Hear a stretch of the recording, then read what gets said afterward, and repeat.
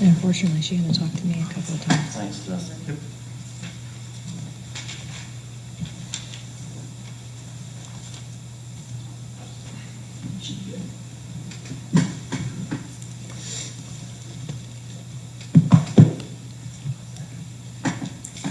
You ready? Would everyone please stand for the Pledge of Allegiance and remain standing for an invocation?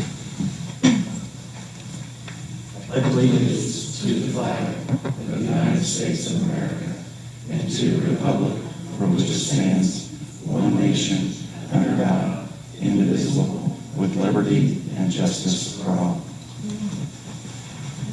Dear God, as we gather this evening, we thank you for this wonderful town privilege of serving this community, and we ask for strength, courage, and wisdom.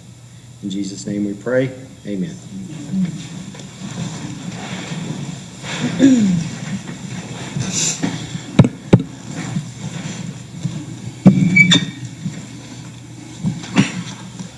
Call to order the June 15th meeting of 2021 for the Mooresville Town Council.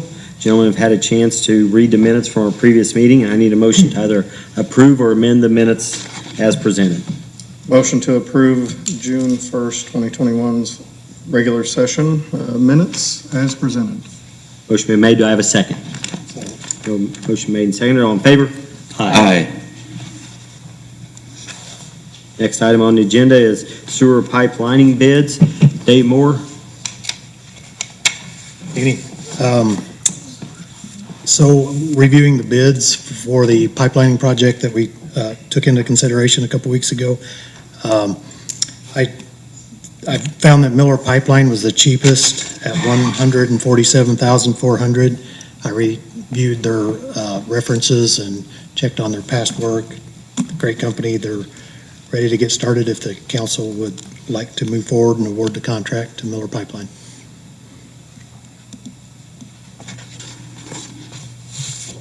And you are satisfied with all of their specifications, scope of work, and consider it to be a consistent and competitive bid? I am.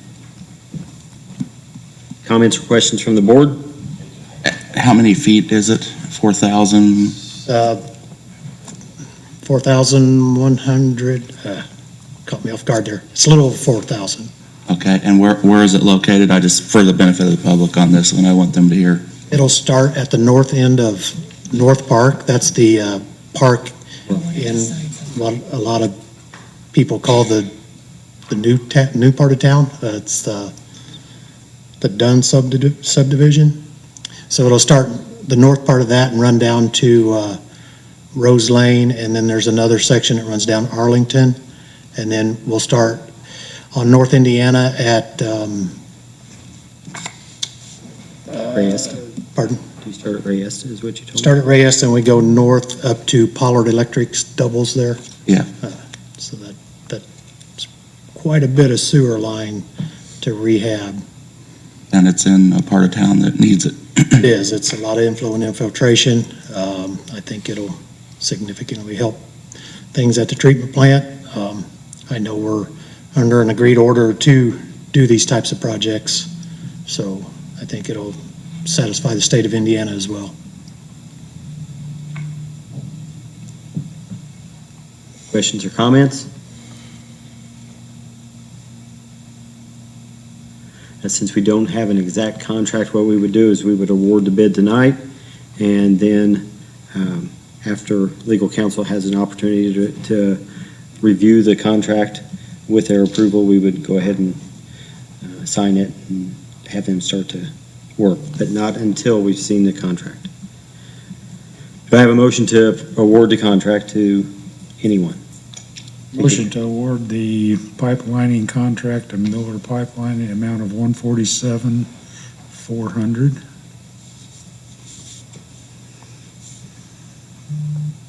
Motion been made. Do I have a second? Second.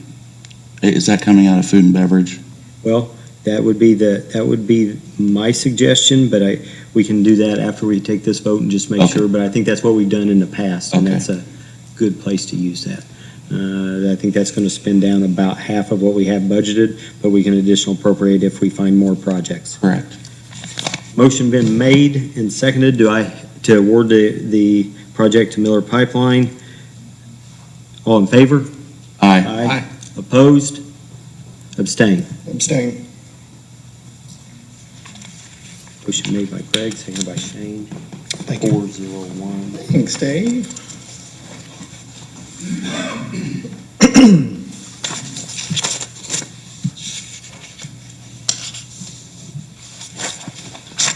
You know, I do have, I think someone brought this down, sign-up sheet for public comments. There's two people that have signed in, and I don't know whether they want to, at public comments or during part of this, so just raise your hand if you want to or need to speak up. Next item on the agenda is the Unified Development Ordinance 9, 2021. Can you give us a little bit of a history on this? Well, either one of you, or both. Going back to last year, we talked about, signs and ordinances and lawsuits and things like that, and sat down and tried to figure out a happy compromise with all of kind of what I heard. Not the best at writing ordinances. That's why I had our attorney kind of put it into this form. I think it's a compromise. I don't think it's perfect by any means. I think it alleviates kind of Dave from always being the bad guy, or council members, having to call about yard sale signs or something like that. At some point, my housing addition probably had 15 yard signs and they're all gone. At some point, we have to have let people kind of be free. Will there be signs left? Absolutely. But they're going to be left regardless. Case in point, there's a sign that was outside for 3 months of this building. So I think this fixes some of it. Again, compromises. It keeps our our landscape features sign free. There is kind of a asking, but it's for signs over a certain size that may obstruct view. There's a safety net here, that can be enforced, saying we have so many complaints about cars not being able to see, or et cetera, and that's where, we can contact the owners and even pull those if need be. So hope that kind of sums it up. Went before the Planning Commission. They did have some concerns. I feel some of the concerns were kind of addressed, but we didn't have legal to kind of back me up on that, and I never got a response whether or not I should attend. So I know that there's been email problems and emails, so. I'm sorry, did you No, not you. Okay. With other boards. So anyway, by all means, fire away, yell, scream. Sir, I'm not. Oops, sorry. Sorry, Mr. President.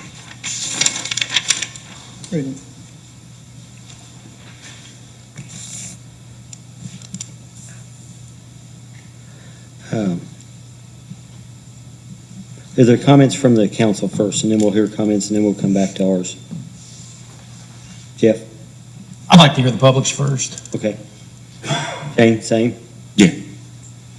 Greg? Is there anyone in the public that would like to address this? Come on up.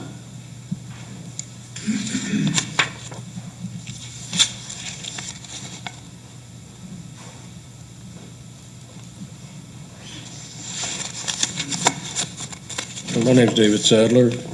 I live at 640 White Ash Trail in Mooresville. I'm also on the Planning Commission. We had a public hearing about this, and there were some issues that were discussed at planning that I would hope would have been given to council to look at and incorporate possibly. I don't know if they were or not. I don't think they were. That's why I'm here. And there were 4 items primarily that were discussed about this with a consensus of the people that were there in attendance. one thing I'll mention early on is this came before Board of Zoning Appeals last year, and it was denied by the Board of Zoning Appeals last year. But it's come up again, so here we are. And my position was, and mentioned last night, and seemed to be in agreement, that the federal statutes, Code 23, 131, state statute, and the county statutes address this very thing, predicated on public safety being the primary concern. And through the discussions last night, a variety of things came out. With public safety being paramount, and in looking at the county code, county ordinance, they have a large list of signs that are exempt. And a lot of the signs discussed in the amendment fall within that category. But the one thing that isn't addressed in the amendment is location and proximity of the signs. Even the county code says they have to be so many feet from a right-of-way, and that's for reasons of safety. The proposed amendments talk about a sign that's 16 square feet. That's a sign that's 4 by 4. And again, it gets down to public safety, and I urge you to think about that before you take any action on the amendment, and possibly the consideration of looking at the legality of that and liability to the town. Another thing discussed was that, a permitting application where it's necessary, that it be equitable for all people that apply and that it be simplified, and that any enforcement of that be equitable and uniform for everyone and not partisan. The other area that came up was looking at the exempt areas in this amendment. It exempted grassy areas. Grassy areas are the medians of the roadways, and these are the areas where you have to worry about danger with obstructing vision. And the general consensus was at the planning meeting that these areas also need to be included for consideration coming under control of placement of signs. The grassy area between the sidewalk and the curb in residential areas is real low on the priority list, but grassy areas along public highways, streets, thoroughfares is a consideration. When you look at the NDOT requirements and what they spell out on the first page under NDOT, it refers specifically to campaign signs and state rights-of-way. And I think if we get down to reality of this, all of this is probably predicated initially on campaign signs. I ask you and urge you to consider that in any action that you may take. We can't have, in my opinion, unfettered placement of signs and maintain any level of public safety. We have to look at that even in the areas where permitting is not required, which is fine. I have no problem with permitting not being required. But we have to look at a way to do that and keep it safe on our streets, roadways, and even some areas when you look at intersections in residential areas, as far as cross views at intersections and things like that, when you get up in the areas between the curb and the sidewalks. It just needs to be some consideration. The clarification, I think, with a little discussion could be addressed easily, and I wanted to make sure that council was aware of what was discussed at planning and zoning. And that was the general consensus by all involved, public and the council, our planning zoning committee. Thank you very much. At any point on there, did they address the fact that, like you said on the medians, we can't override what the state said? The state says none in their medians, 0. That's correct. We can't, this doesn't do anything as far as, we can make it more strict, but we can't make it less strict than what the state says. So this wouldn't open up any of the state highways as far as the 67 corridor, and I agree 100% with you. A bunch of signs down that is not what we want. On state and county roads, the city mandates have to be equal to or more restrictive than. It's just like with federal statute. A state can come in, their statutes have to be equal to or more, I hate the word controlling, but more intense than, we'll say, a federal statute, whether it be environmental, public safety, or whatever it may be. And, what we're saying falls right in line with what I'm suggesting with the county ordinance. And if you look at the county ordinance with exempt signs, you go to about the third item down on the county ordinance, and it talks just about that, if I may. Signs shall be placed a minimum of 10 feet from any public right-of-way and any other property line. Any corner lot shall be located outside of the site visibility triangle per section 2-12-2 of the county ordinance. And it's reasonable. There's no permits required. Just some common sense and safety needs to come in with the placements of signs. And that includes, the grassy strip in front of the homes when you get to intersections. It doesn't impact that little corridor that was a big area of discussion, but when you get down near the stop signs, traffic lights, or whatever it may be, it does. And it's just a matter of public safety, and that was my concern. Thank you very much. Anyone else?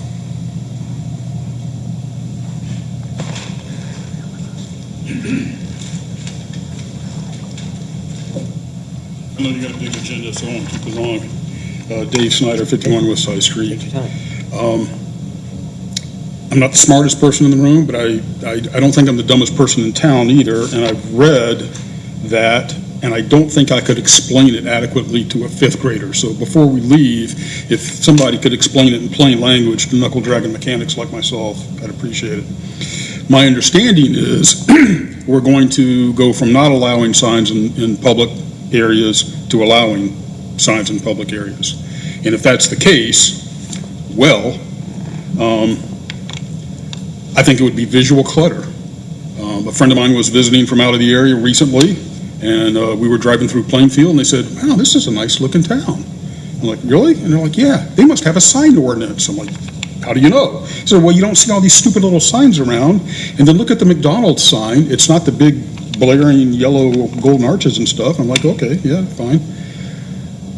And then I was driving through Martinsville today, and you see them, excavation, childcare, daycare. My favorite, we buy houses, everywhere. I used to work in an area of Indianapolis, and it was just cluttered. And my fear is we can say, all right, they're not allowed within 10 feet of the corner for safety reasons, visibility, but if all I hear is, hey, signs are allowed in public, I'm going to go put them there, and they're going to be there obstructing vision, until somebody comes and pulls them.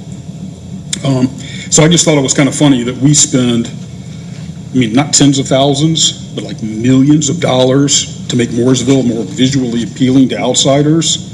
And then we're going to turn around and say, hey, go put up signs everywhere. And, it's like, that doesn't jive with me. And I would also say, I don't think they're necessary. We're not in a time when people get the morning and afternoon paper anymore. I don't know of any mother that's got a 2-year-old in the car seat saying, I need childcare. Oh, I'll use them because I got a yard sign up. I think the public crier, the newspapers, have been replaced with social media. And anybody that wants any information, goes to Mooresville Community Chat or Instagram, Snapchat, Twitter, and every day you see people there looking for references, recommendations, plumbers, electricians, childcare, whatever, mechanics. I don't know that the signs would do any good. Other than maybe it's election time and you want to get some name recognition out there, but I would say they're not attractive. They may be a safety issue, and I don't think they're, what's the point? Advertise on Facebook. Thank you. Anyone else?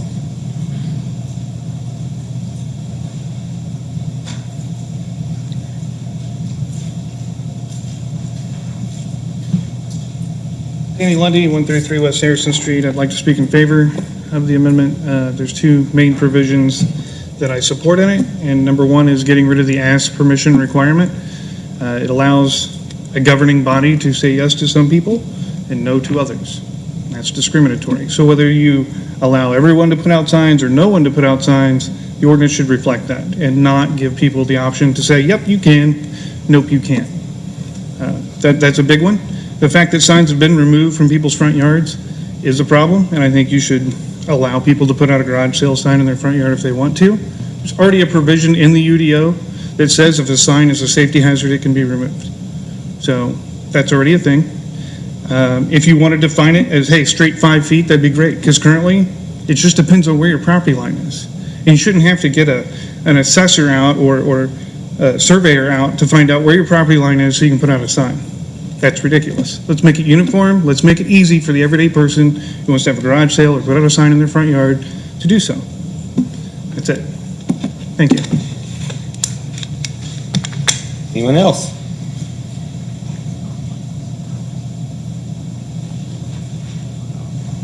Okay.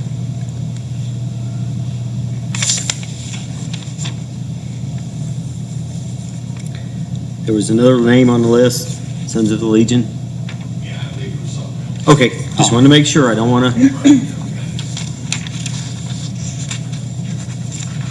No further comment from the audience? Jeff? I have no comments. Okay. Shane? I think that this is one time I'll disagree with the newspaper. I think the newspaper does a pretty good job overall, but they say this is a big controversial issue. It's been advertised over and over for months.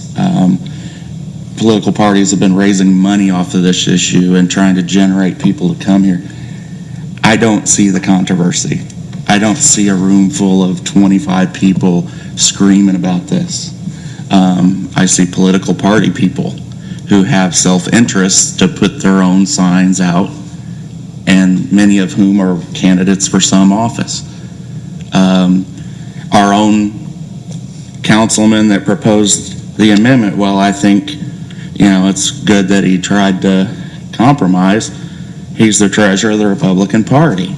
I think this is a party-driven controversy, and that's my personal opinion on it. I think most people like a clean town and don't have a problem putting a sign in their own yard. The comment was made that the town's taking signs out of front yards. Well, I disagree. I don't think the town ever targeted front yards. They're talking about the right-of-way in front of the house. Now, you can debate what you think that right-of-way is, whose property that is, but it's public. To me, if you allow signs to be put in a public right-of-way, what difference does it make where it's in front of? If it's in front of my house or your house, it's still public right-of-way. So if you allow it in some public right-of-way, how do you restrict it in other public right-of-way? That's my question. Further, though, I will say that I don't think this is much of a controversy. I think it's a controversy of a small few. But I've personally been called this, called that, and said I did this and did that, and that I'm a control freak and all these kinds of things, so I'm going to abstain.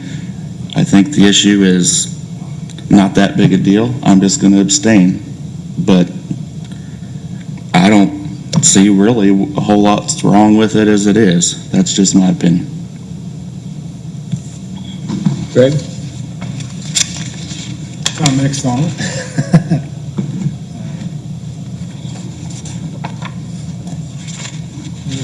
Signs in people's front yards, I have no problem with that, but, I think people are gonna put up signs. They're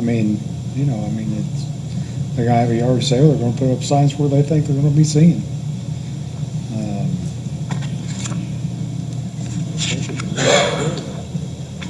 Except for taking them down.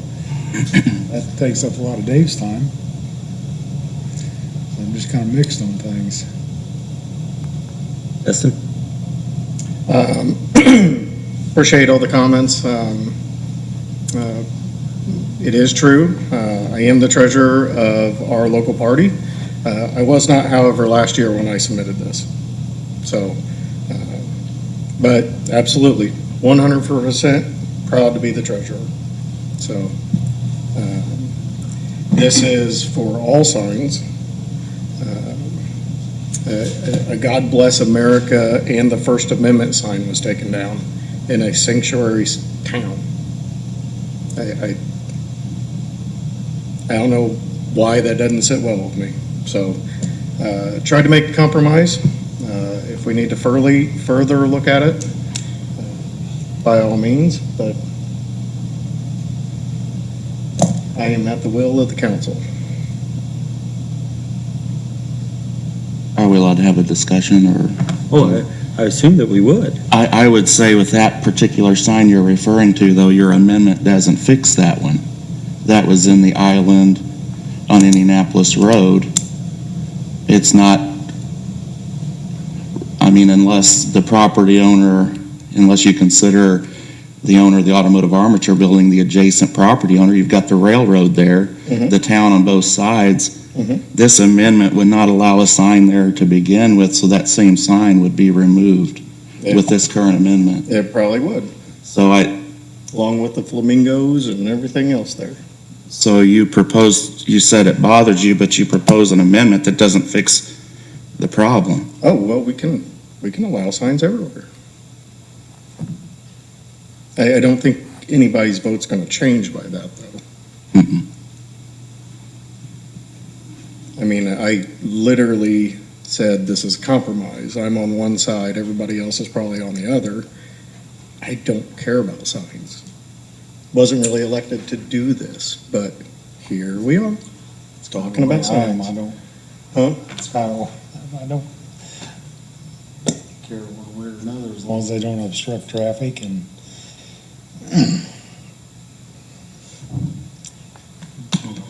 I mean, we all do a good job. I think all five of us do a great job of hearing concerns and addressing them, so. Throwing my hat in the ringer on this one. I commend you for that. Well, I appreciate that. If we look at this, and you know, probably the biggest part is, Shane, when you say I'm gonna abstain from this, this is when the town needs you the most. Yep. When you stand up and you say, this is what I'm for.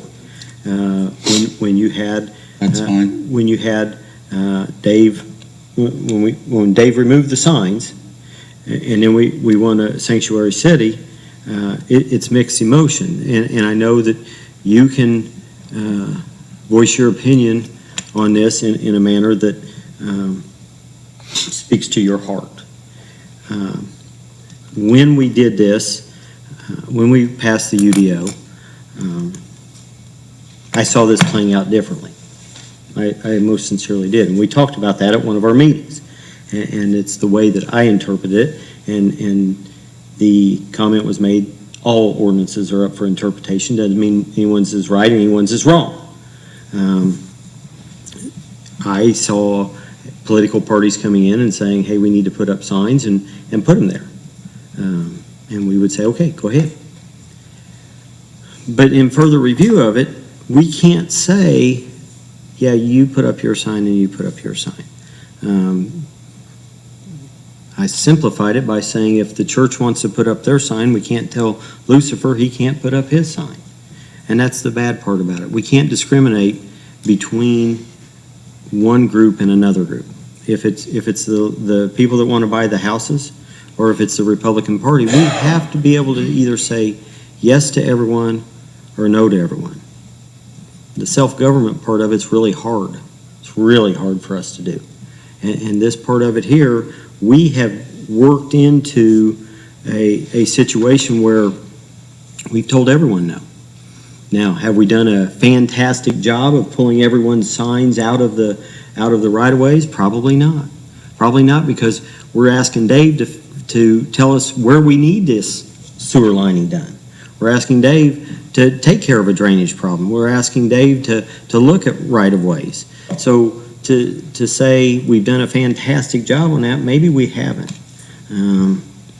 But we've struck a line in the sand, and a year ago or 2 years ago, I probably would have said, no, that's not the way I saw it. I want it to be a different way. But today, anyone can put a sign anywhere in their yard that they want to. In their yard. It's their yard. They can put it on there. In their neighbor's yard, they can't. And rights of ways are their neighbor's yards. It's everyone in the town of Mooresville owns that right of way. So to say, I'm going to put that sign in that right-of-way, I think we've made a pretty good decision on this UDO in the way that it was written. I do appreciate an olive leaf. Or is it a branch? I don't know. Is it a branch? Branch. I like olive oil. Not Popeye's girlfriend. But I think that years ago, one of the council members who worked for IP&L said, I don't like signs on the telephone poles. And the public went crazy. That's where we put our garage sale signs. That's where we put our house for rent. And there's a sign down here at Carlisle Street in Indiana that I bet has 10,000 nails in it.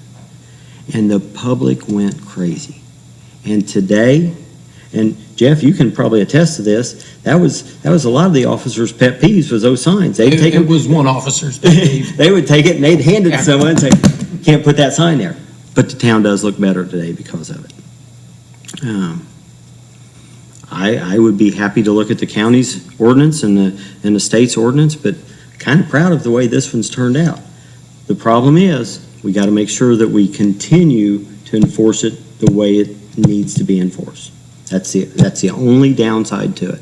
And if it's a sign that says, we're a sanctuary city, we're going to take your First Amendment rights from you. We're not taking your First Amendment rights. We can't say you can't say it in your yard or in someone else's yard.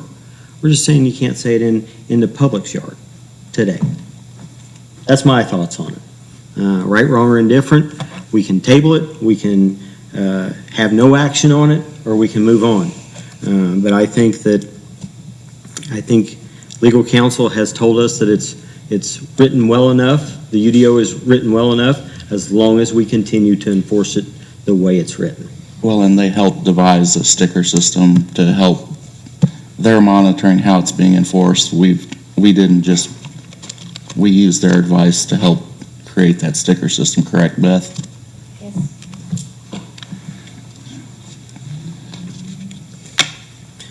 Comments, motions, or does the council want me to move on to the next item? Oh, heck, I like being defeated. Motion to approve. And to approve, and that was Ordinance 9, 2021. 2021. Do I have a second?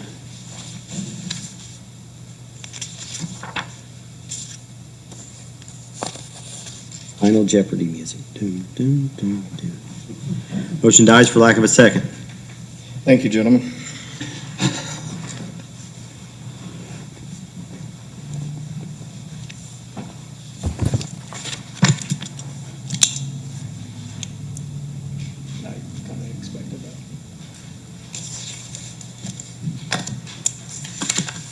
Do we have a 267 Harrison Street ordinance?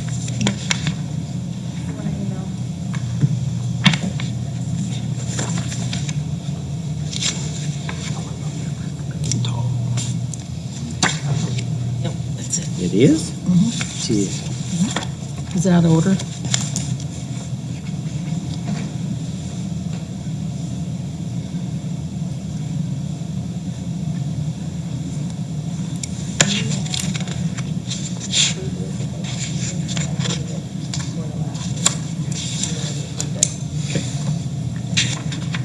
Gentlemen, before us is Ordinance 13, 2021. This is the rezone of Matthew Crouch's at the end of Harrison Street from R1 to R3. It did pass at our last meeting with a unanimous vote.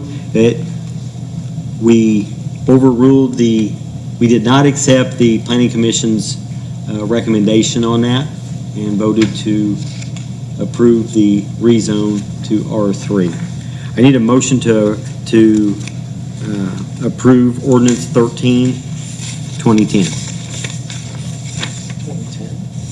2010? Let's do it 2021. Okay. Dang, on it. Motion to approve ordinance 13, 2021. Motion been made. Do I have a second? Second.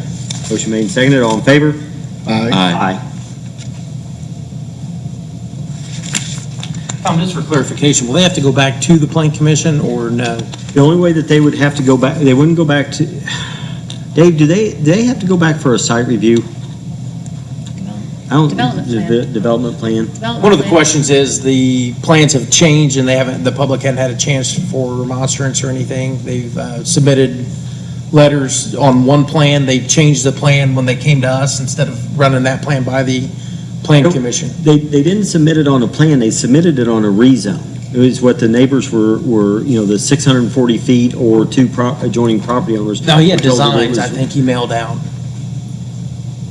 But it still would have There were been just it still would have been for the rezone.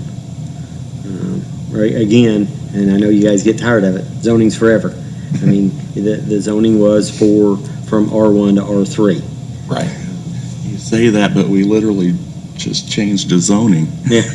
Zoning's forever, we just changed But it. it doesn't go with Matt. If Matt sells the property tomorrow, it goes with, That's right, yeah. Yeah, Hadley Road, Ferguson Road, wait a minute.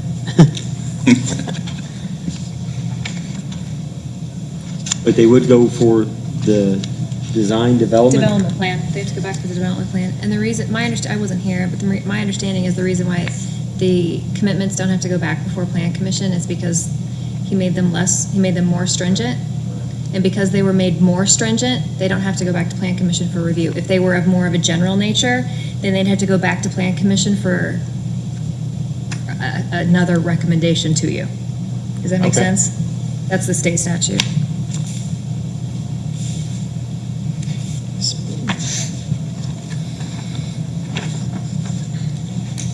The cloud email contract, Diane told me had been, the request was made to table it until our next meeting. So next meeting? If he, hopefully. He just asked that it not be voted on tonight. Yeah, okay. That's what the email said. Okay. Fire Department work performance evaluation.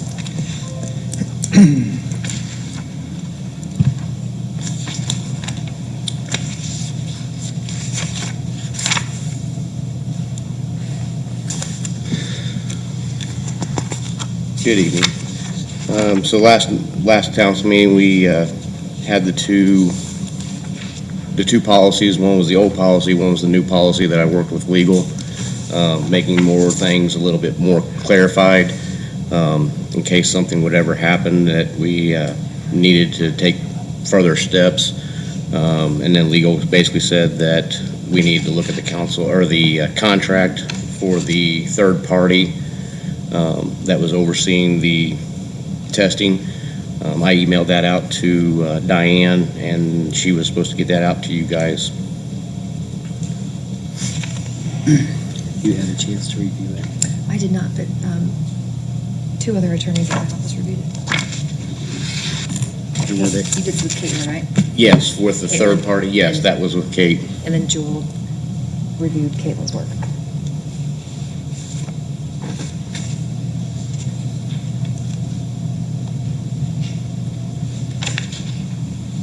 What we're doing here is we're adopting the new performance. Right, the old performance was pretty vague, and it kept saying, refer to doctor, refer to doctor, refer to doctor. And I used myself as an example. This was kind of what was in play when I came back for duty, for being off, even though my family doctor that was taking care of me said that I was fit for duty, I still had to pay a bill for me to return going through this policy. With this new one, if I do these tests, basically I don't have to send them off to a doctor, and it saves the budget a little bit, so we can basically use that money for other health issues for the physicals and stuff like that.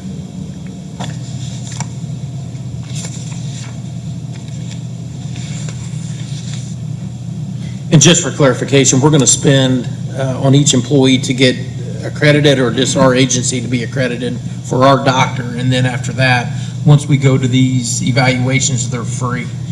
Because we're Correct. going to go to a site that offers that for free to us, correct? Right, there is another fire department. Unfortunately, this year I wasn't able to get that taken care of with trying to get all this done, but they have offered that said, yes, they would allow us to use the other site for basically doing these WPEs to basically get things taken care of and save us a little bit more money on Right. that inside. We've had 2 departments offer for free, correct?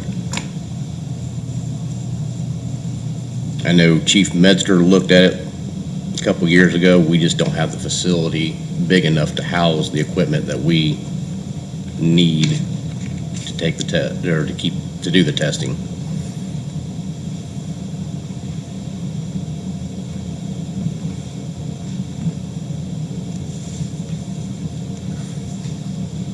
So do we need to approve his changes on the work performance evaluation and then approve the contract? Yes, you need to approve, yeah, the policy and then the contract.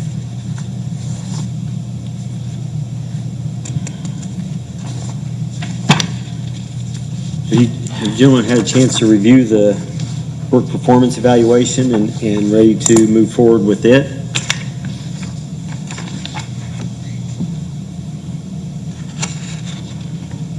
Need a motion to approve the amendments to the work performance evaluation. Motion to approve. Motion to approve, do I have a second? Jeff, motion made and seconded, all in favor? Aye.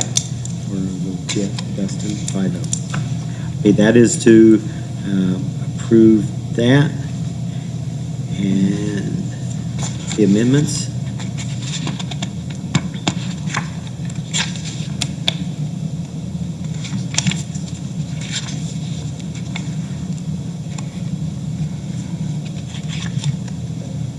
And then we need a motion to approve the contract with Select Physical Therapy. Is that correct?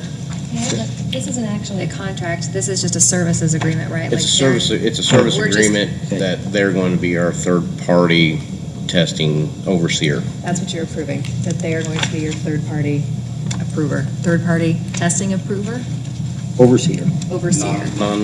Non-biased third-party tester, evaluator. Yeah, there's no contract here for you to sign, but we're agreeing to utilize their services. I'm gonna ask a question on this that may make me look dumb or not, I don't care. Why do we have to approve this? When it's the chief, I mean, why can't he approve this as a department head? It's within his budget.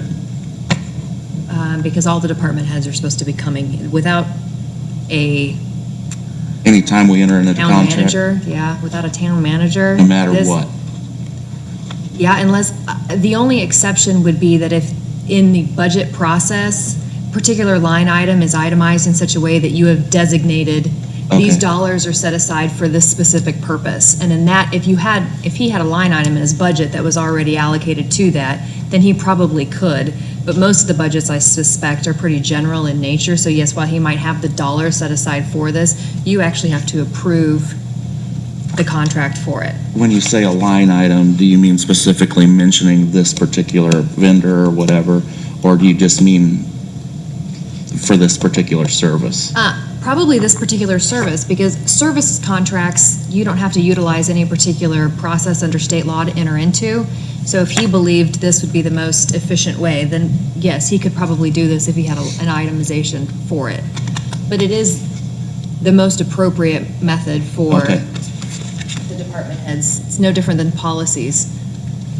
Park department can do its own policies because it has a park board. Right, correct. But otherwise, like, his policies all need to come before you, even though he's a department head.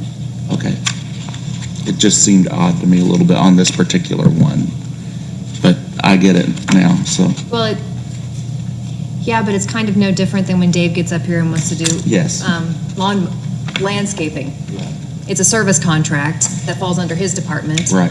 Does it seem logical that he should have the authority to do it? Probably, but this is a way to make sure that you all are Right. transparent and have a knowledge of what's going on with the departments. I just. Does that make curious. sense? Yeah, it makes sense.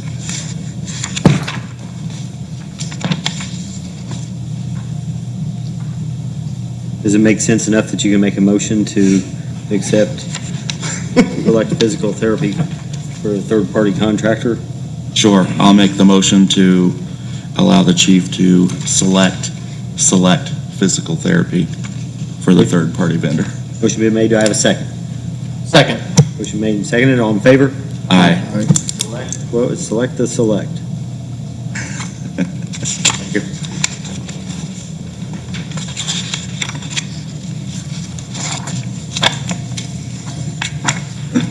Next item on the agenda is statement of benefits, Reconserve Indiana.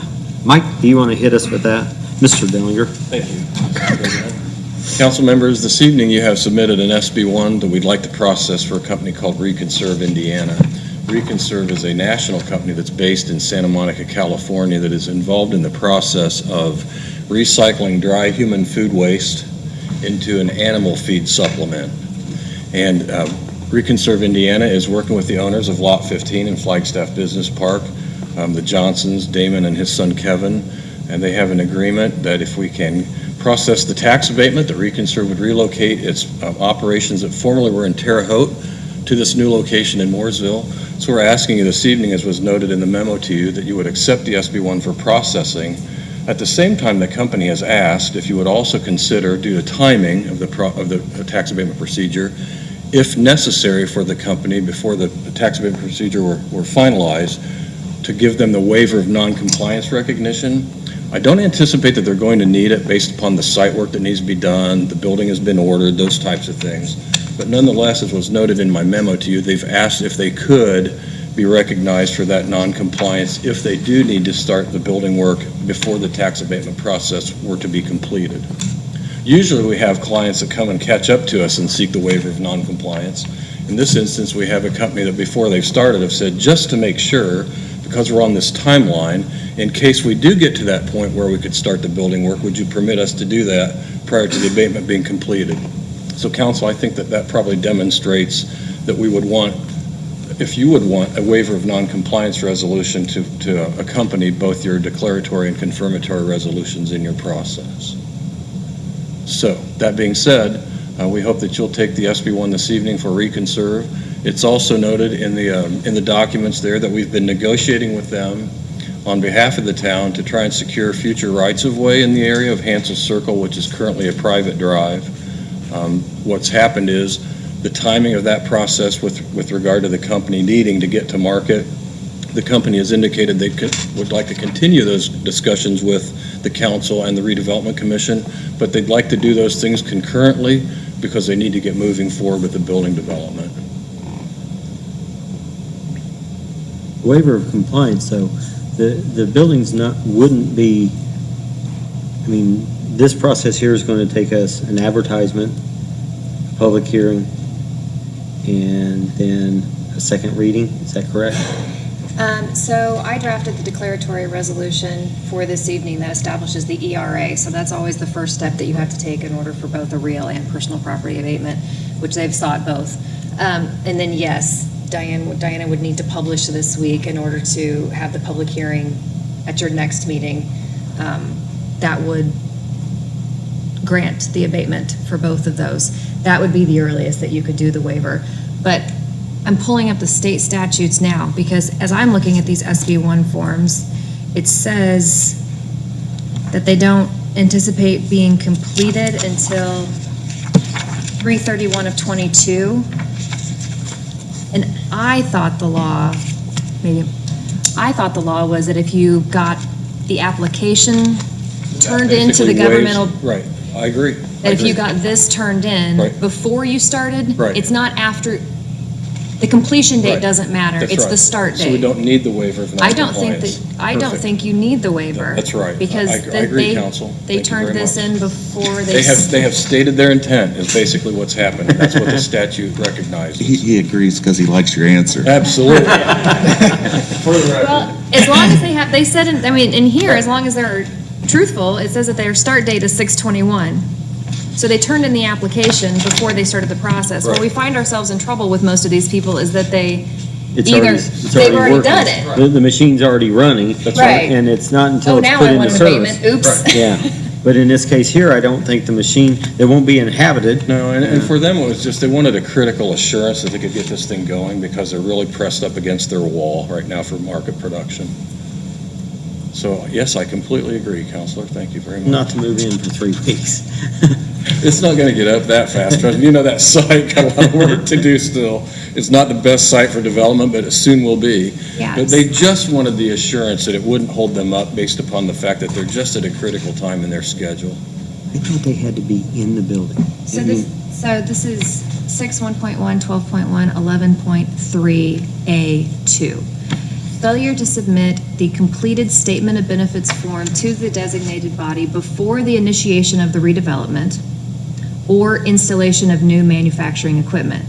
So long as this document was turned into you all Yep. before they started the redevelopment and before they installed the Yes. new machinery, they're fine. Yes, that's perfect, because now what they're gonna do is they're gonna be ready to close the property as early as tomorrow so they can start the work. So that's exactly what we needed to hear. And it doesn't, the fact that you're not granting the abatement for 2 weeks doesn't matter because it's when they submitted the application. Or the statement of benefits, the SB1. About time we agree on something. Yeah, see? Enough You're always times up there- I'm here, You're we always might as arguing well. with me, come on. No, that's just not true. It's the first time without a mask on in a while we've been Yeah. able to agree on something, let's Wow. put it that way. So, they manufacture what now? Well, basically, they'll take, like, from, one of their clients is Packmore, for example. You know what Okay. Packmore does is they process the ingredients they do in food processing. The waste from that, for example, is purchased by Reconserve, or like dry cakes or old human food that's outdated, dry goods, cakes, crackers, that sort of thing. And they'll take it through their process, through their baking process, and they'll turn it into an animal feed supplement. So it's an agricultural product that they're going to be making here in Mooresville that then goes to the Indiana market and drives down the price of the animal feed. It's a supplement to boost the... So do you know any end users, such as your dog, that's happy with the product? Well, this would be for livestock rather than my dog, Oh, okay. for example. But I'll be happy with the product someday because I'll be eating one of those steaks. I'm sure of that. But thanks for asking. And this did recently receive, the Planning Commission reviewed it through the PUDI for Flagstaff and gave it the thumbs up as well on their site review, so.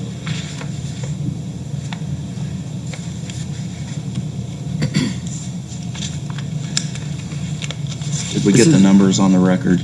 I don't think anybody said how much. I think if I recall, the building is about a $4.2 million investment, and the personal property is about $5.3 million.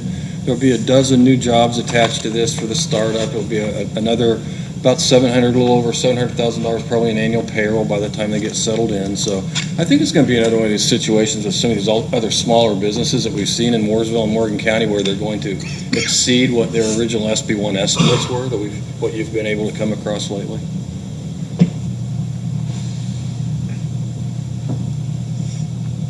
Gentlemen, before us, we have Resolution 22, 2021. This is establishing the economic revitalization area, and it also serves as a declaratory resolution for the request for tax abatement. Any questions?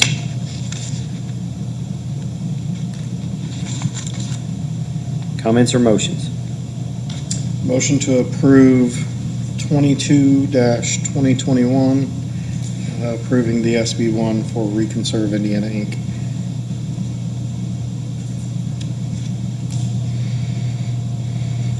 Motion been made, do I have a second? Okay. Motion made and seconded, all in favor? Aye. Thank you all very much. Thank you.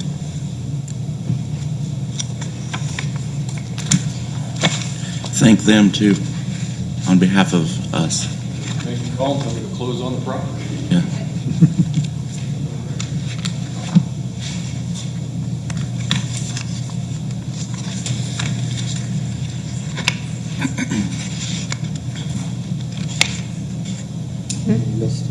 Mississippi County, I'll go to him and open it.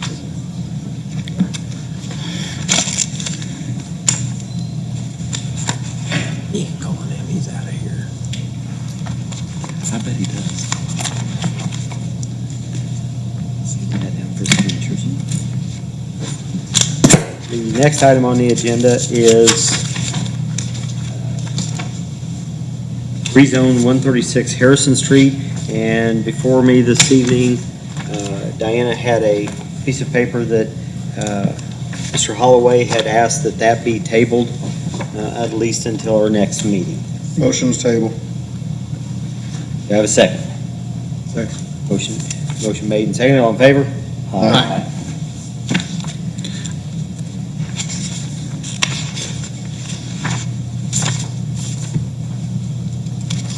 Wastewater treatment plant evaluation.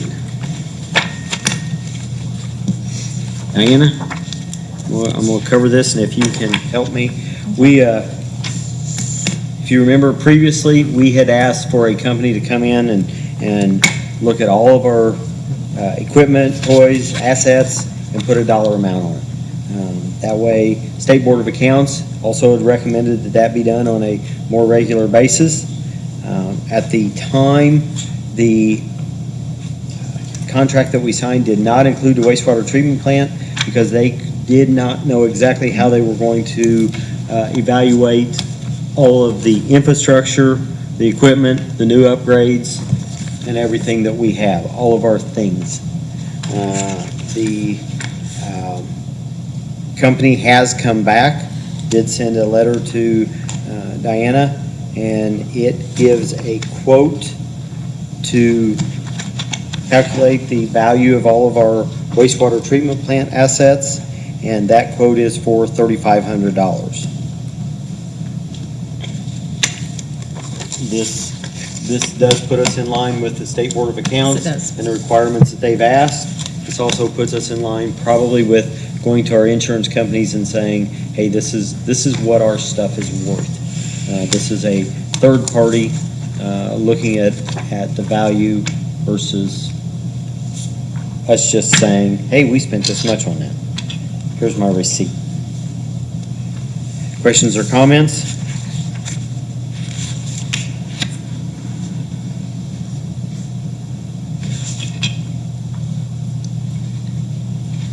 How often do they recommend that you do this townwide, Diana?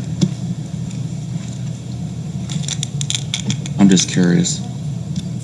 You probably already answered that in the previous meeting, but He's saying approximately every 3 to 5 years, 3 to 5. we should be doing the evaluation of our property.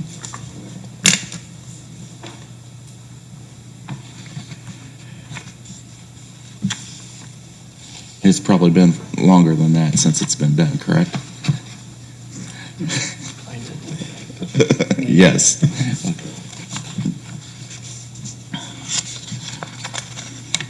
I think the last one that was done, they backed it in silver and gold dollars. Need a motion to move forward and approve the contract for appraisals on our wastewater treatment plant with Sedgwick Valuation Services. Motion to approve with Sedgwick for $3,500 wastewater treatment plant. Motion been made. Do I have a second? Second. Made and seconded. All in favor? Aye. I want to add to this as far as the wastewater treatment plant. The department head, Danny Tingle, came in, and he is losing an employee at the end of this month, just moving out of the area, found something else that they would rather do. He did ask, he did say that he wanted to inform, as we had requested, that once his obligations as far as benefits and pays are made, are finished, that he would like to replace that gentleman. He would like to go ahead and start the process at this time. Told him I would advise the council, and if you guys, I still haven't figured out for sure what we're doing on that. Do we want to make a motion to approve it, or do we say thank you for telling us and move on? Thank you for telling us and move on. It's within the budget, that's what we've decided in the past. That's what I Right. thought. Just making us aware. I'd like to tell him good luck and finding somebody. Well, we can't put a sign out right away. They have it. Rotten eggs. It's town property. It is, and it's a town job. Yeah. Well, I think we could. What do you think? Danny? No, never mind. Department head reports.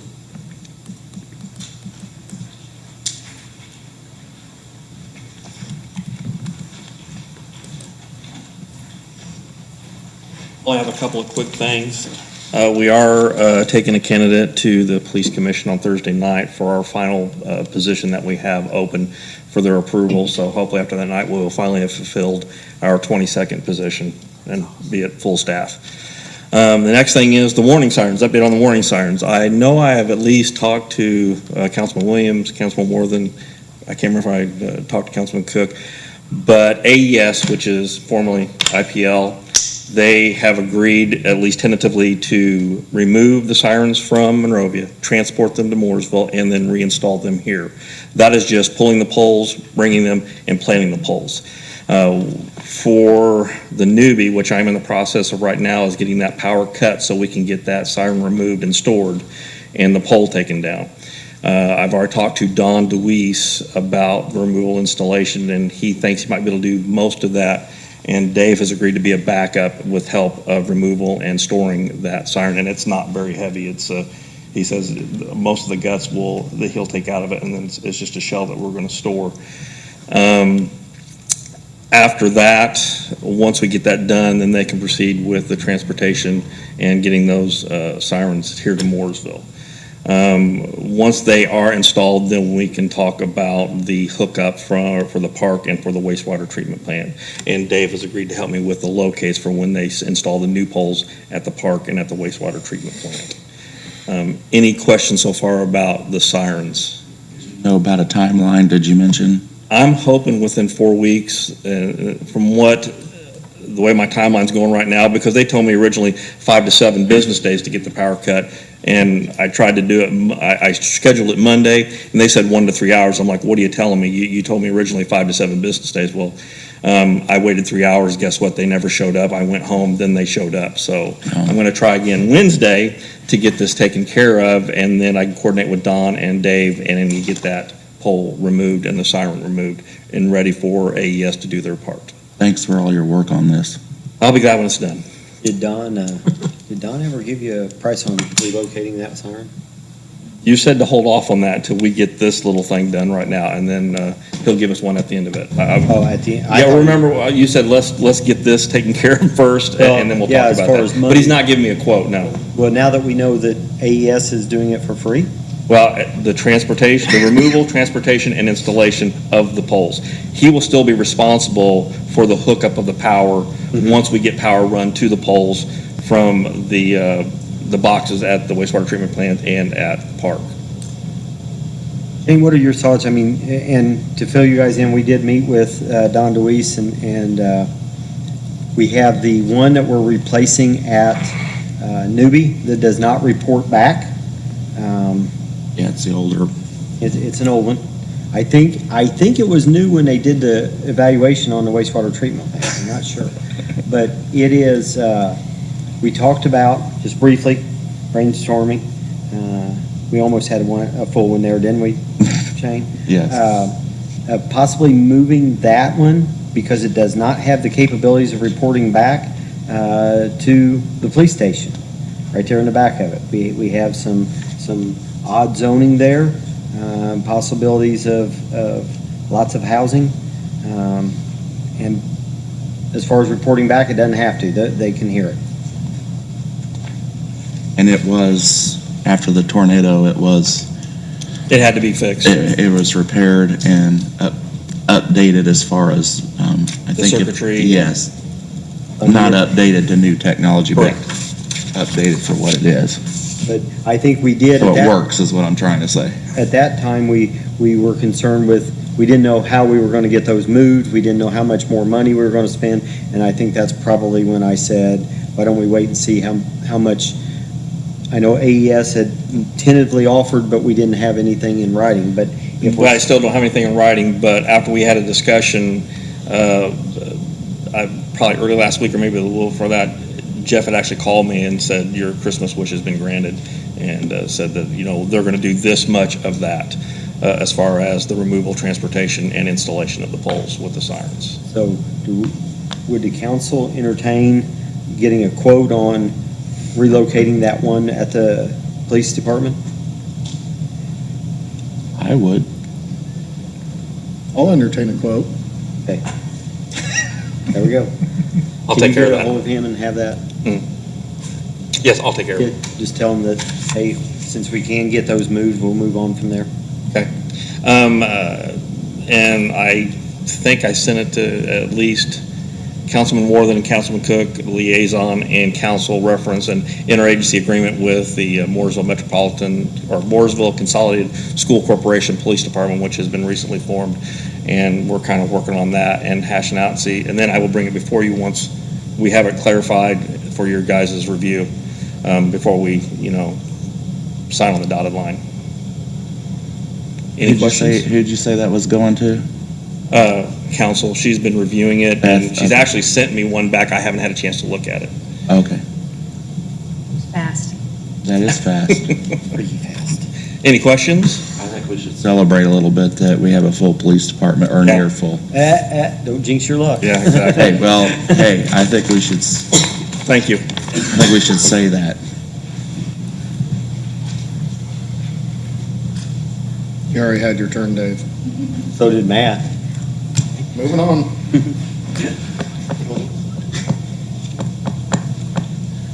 Last week, I sent a email to Diane to get to you guys. A couple things I'd like to bring up. I've been looking at some lease purchasing on some gear. I gave you guys a quote for that for 15 sets. I know in the past we have done that with Chief Farmer. I'm looking at doing that again. That's going to keep us basically moving some gear around. I know we're not an NFPA state, but we try to meet those guidelines as much as possible. This is going to help offset the cost so much and spread it out over years. One was a Republican, and then the other one was with an email back and forth with Melissa Duke from Citizens Bank here in town. That's basically kind of what I was wanting to do with that line item, is kind of enter a lease and purchase agreement to try to offset some of the costs with this PPE on our fire structure gear. What does 33,000 buy us? That's 15 sets, How many sets do we have total? about 32. How old are the last ones? We're looking at going on their 5th year. Life expectancy? 10.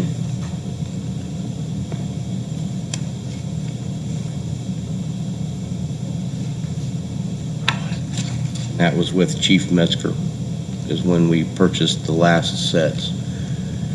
And that was for 32, I believe. 32 sets of gear. How many is this? Just 15? This is 15, which would get me 15 sets this year for the next 5, and then after that is out, and then we would get another 5 at the end of the 5. Or another 15, I'm sorry, another 15 at the end of the 5 year.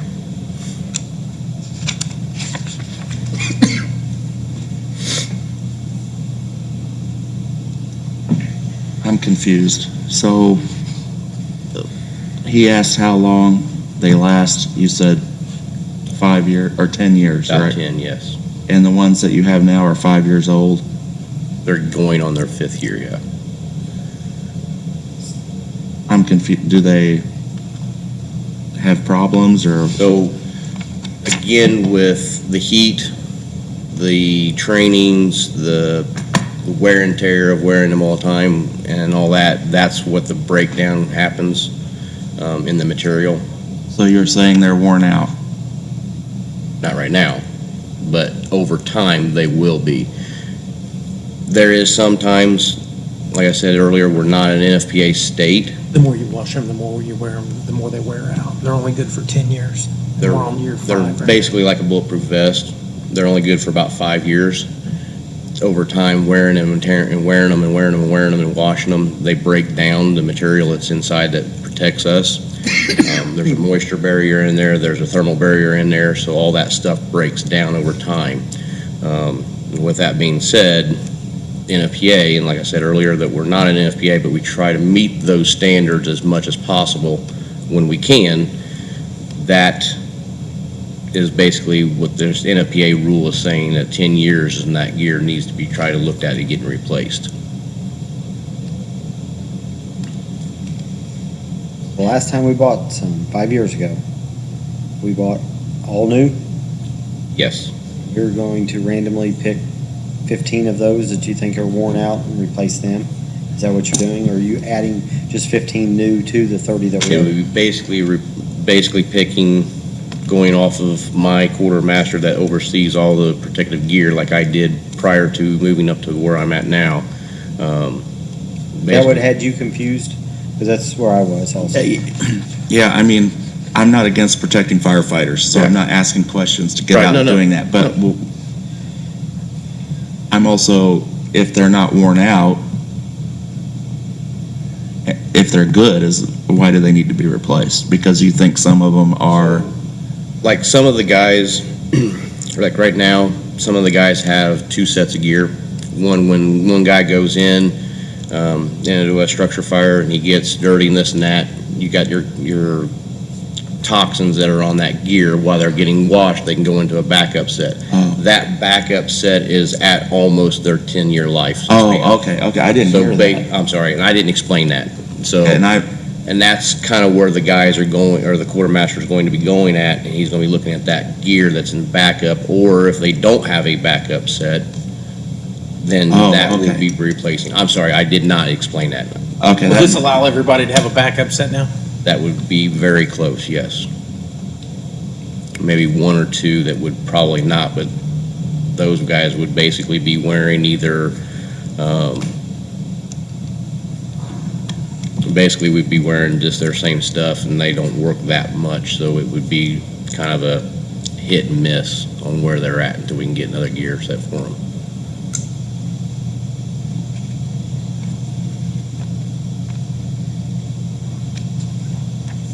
When are we opening bids for our equipment? When were the bids? The first meeting, July 6th, is that right? Sound right? Somewhere around there. 30 days, is June the 30th, I think was the deadline.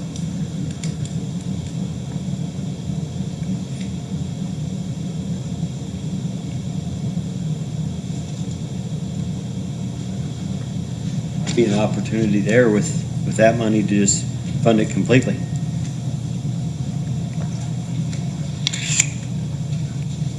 Because, it is a little discouraging when we're looking at 5.49% interest.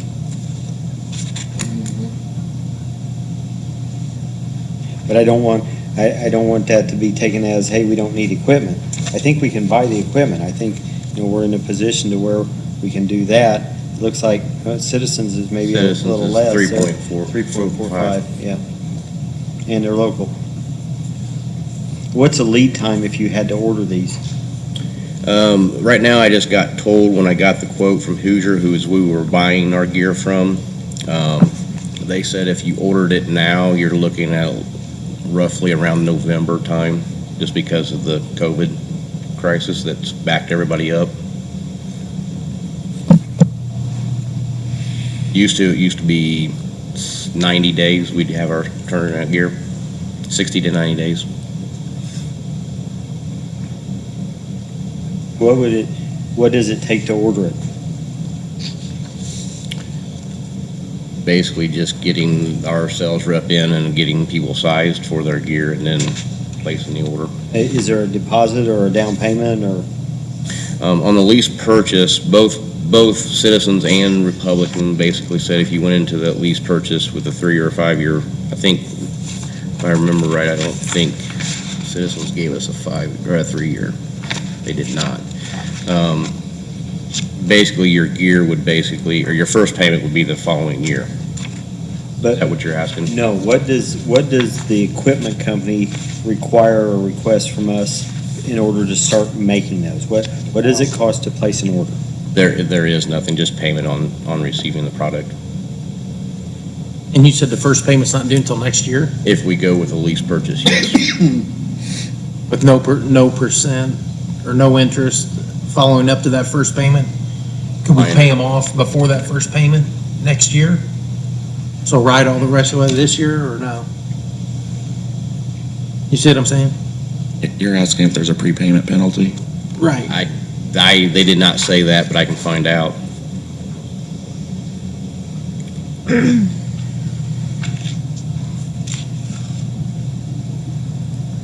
I'd like to run some numbers, but the other side of it is, I'm afraid that it's like everything else. If we order it now, November, really?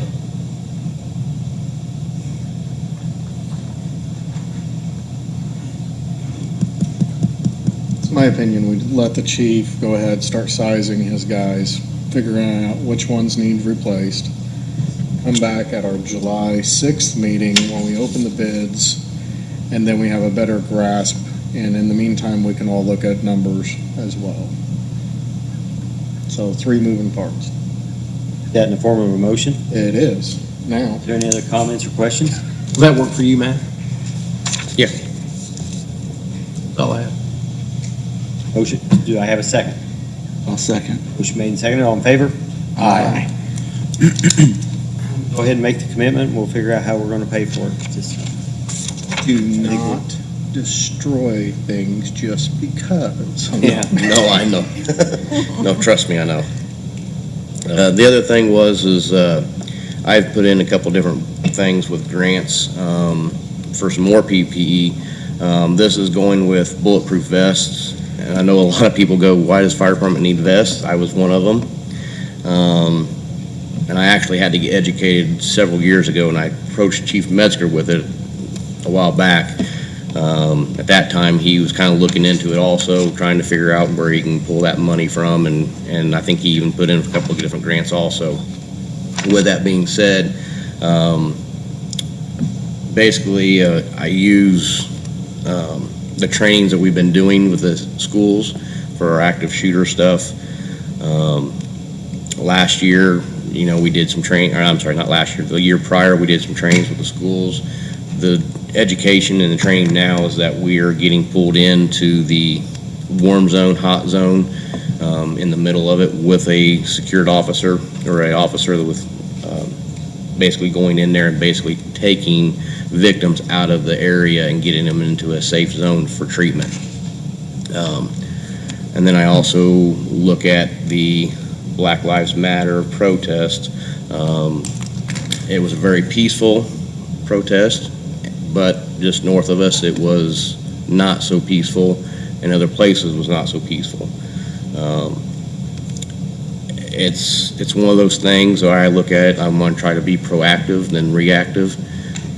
I know that we spent roughly about $5,000 in PPE last year for the COVID, which was unknown. We had to do it. I didn't know if I could take a little bit of that money to help offset the prices that I'm looking at. This would basically get a vest in every seat of our first out apparatuses. We're looking at about $75,000 into that round there. 75 what? I'm sorry, 7,500. I said 75,000. Yeah. Sorry. I was gonna be a hard no, guys. I was just gonna tell, wait at the station till the all clear goes. Yeah, sorry. So that's kind of where we're at, and I also look at what happened just north of us up there in Decatur Township around the airport. I asked the guys, I know Chief Jillian, we didn't know if any of our guys went. I know Plainfield, the fire department, they did go over there to help cover because of the chaos, and it was one of those things that we could potentially go, and I know it's one of those what ifs, but I would rather be proactive than reactive and at least have our guys safe. And like I said, with that amount, we would basically get every guy, and on top of it, it's going to be adjustable, so it'll basically one vest fits all.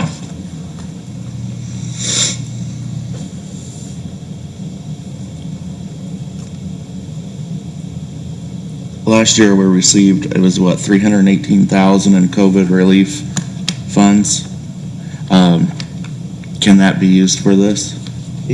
That went into our general fund, and we can additional appropriate out of that at any point in time. And that's what I'm thinking about the vests also, or the protective gear. On this here, that way it doesn't tie his hands for a 5-year monthly payment. Yeah. And it saves interest. It would, yeah. So, And the money was for public safety, or it was based on public safety, wasn't it? I think it was based off of monies that could be attributed to the pandemic. Yeah. And expenses of the pandemic. I think it got to the point that it was a little bit more than the Department of Treasury wanted to try to calculate, so they just came up with a arbitrary number based on payrolls and salaries and everything like that. So yes, it did come back in. Did we have a receipt for every line item? No. Did it say that it had to be spent on wipes and masks? It did not say that. So we do have that option. We did put it back into, it did go back into our general fund. So yes, that would be. So if we went that route, we would have to go through an additional appropriation, so it would be is it a 2-step process then, where you advertise the additional appropriation? Yeah, so I think what we'd want to do is maybe try to do everything at once if we could. Both those items at one time. Jeff, give me your opinion on this, because I'm going to take your opinion on this, because I know we've had conversations about vests before. I think obviously times have changed. I mean, my opinion 5 or 10 years ago would be different, but I think they're justified. Seeing what you see on the news alone, they would need them, and I was shocked our guys weren't up at FedEx. I made the call thinking they were, and they weren't, so they could have very easily been up there though, and they would have needed them. It can happen here. It's happened at Martinsville. I mean, it's here. I mean, so yeah, we need to be prepared for sure. But it's something you see the need then? I mean, 100%, yes. Okay. Because you and I have had those conversations. Sure. I appreciate that. Dustin, you're in law enforcement. Same thing, same opinion? Kind of agree with Jeff. The industry's changed so much, policies have changed so much that, they were in kind of the outside perimeter, being told to wait. Now, I think Columbine was probably the one that started to trigger everything to where, as, officers go in, they needed to have somebody to take care of the sick and injured while the officers took care of the downhill threat. So, again, have to agree with Jeff on this one. This is definitely a need. It's better to have it and not use it than not have it and really want it. I know the new fire trucks sit awful low to the ground. It'd be real hard for me to get under and cower and hide, and that's probably what I'd do. I've always said that about the firemen running into the burning building instead of running out of it. So I would say that can we do exactly what he said as far as let's look what the bids are, let's see how that is. If our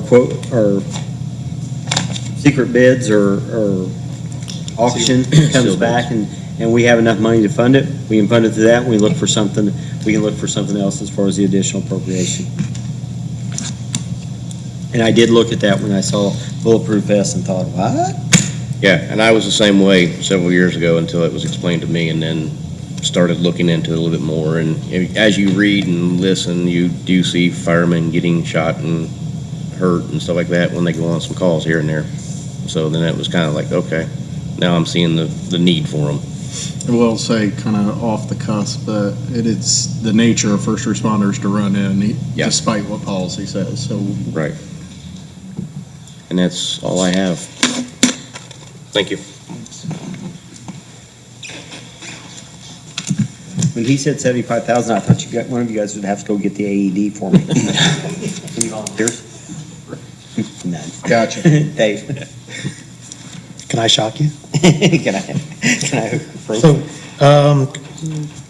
we are continuing with the community crossings project, sidewalk rehab in Roberson Woods is ongoing. I had a phone call from the HOA president. He's extremely pleased with the conversation and the crew that's out there.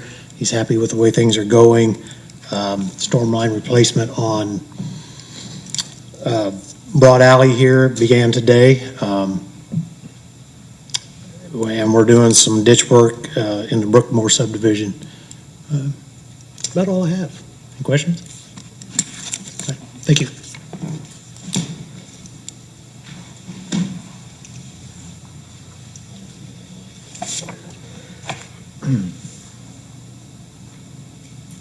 Legal counsel.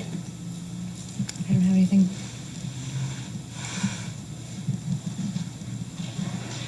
Public comments. This would be your opportunity.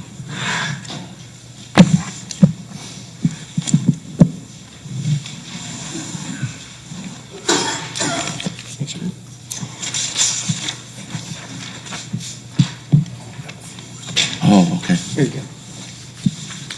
Hi, I'm Josh with the Sons of American Legion here in Mooresville. I'd come to you guys to see if I can put on the Old Settlers Parade this year. It's the best news we've had this. I have the paperwork from the chief and fire department and the police department that the road work's ready to close. The only question is, and I'm assuming it's the first Tuesday after the first Sunday. It'd be August 8th. Okay. It's a Sunday. Chief Julian, what are your thoughts on the parade route coming down Main Street when we've told the farmhouse? This is, we have a map. Okay. Yes, I do have a map that's going around. We're going to leave the high school parking lot, go to Monroe Street, up Monroe to Washington, then back down Indiana Street, back to the high school.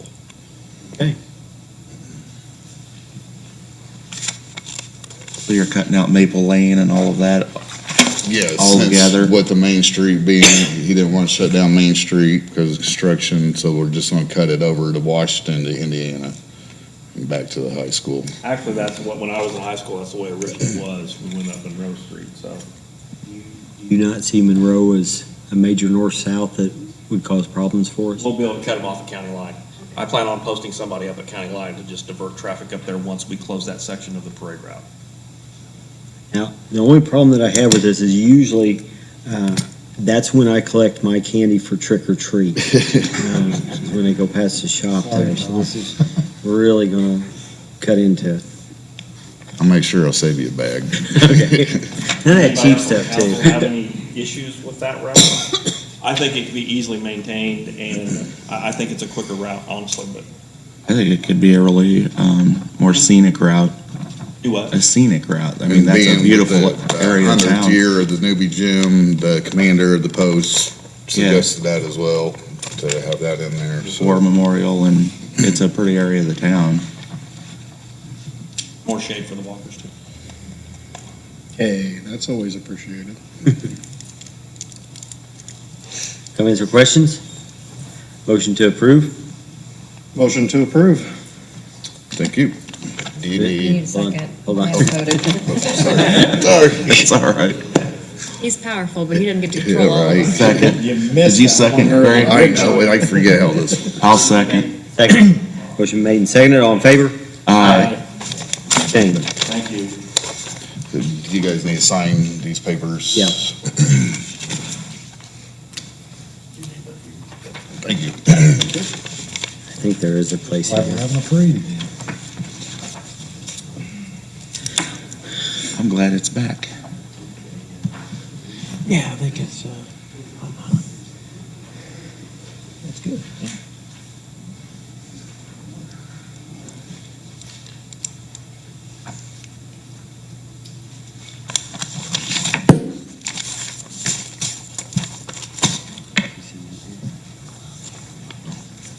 Motion for, is there anyone else from the public? Motion for approval of payment of claims? Make a motion, we approve claims in the amount of $354,038.85. Say it again. $354,038.85. 354038.85. Motion been made, do I have a second? Motion made and seconded, all in favor? I was an aye. I forgot, I didn't vote. So You I raised was an your aye. hand. Okay, you saw it? Go ahead. Okay.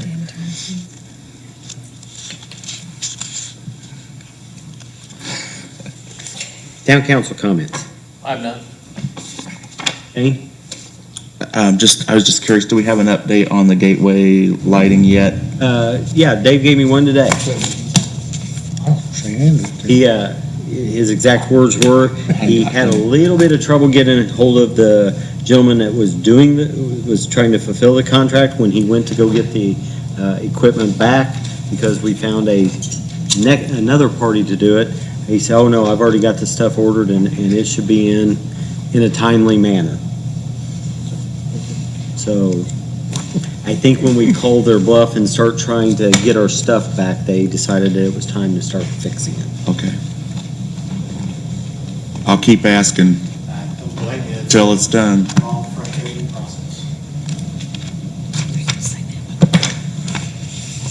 Greg? Good. Dustin? Good. Our next meeting will be Tuesday, July 6th, 2021. Need a motion to adjourn. Motion to adjourn. Motion been made, do I have a second? Second. Oh, hey, this can't be right, it's 8 o'clock. I gotta stay here